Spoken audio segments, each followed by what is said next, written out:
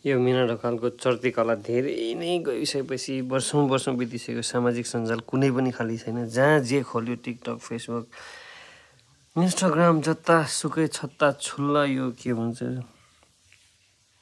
कुनै पनि सामाजिक सञ्जाल खाली छैन कि।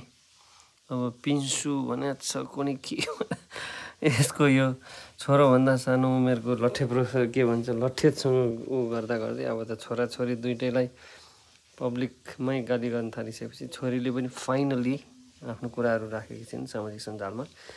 मैले यहाँनिर डिस्क्रिप्सनमा सबै टाइप गरेर राख्दैछु छु नेपालीमा, सबै पढ्नु होला सुरुदेखि अन्तिमसम्म। त्यहाँ सबै कुरा डिटेलमा लेखेको छ। छोराले मानसिक तनाव भोगिसकेपछि परिवारले, आफन्तजनले, धेरै ठुलो परिवार रहेछ, त्यो सबैले एकअर्कालाई यो सास फेर्ने मौका पाएको देखिँदैन कि।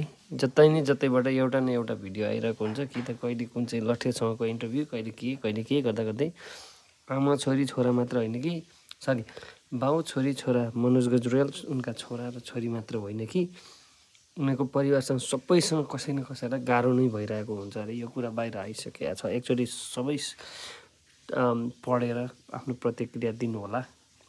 सधैँभरि आमा असल छोरछोरी खराब पनि हुँदैन। कहिलेकाहीँ छोरछोरी पनि नराम्रोसँगले पीडा भोगिरहेका हुन्छन्। त्यो कुराहरू यहाँ विस्तृत रूपमा लेखिएको छ।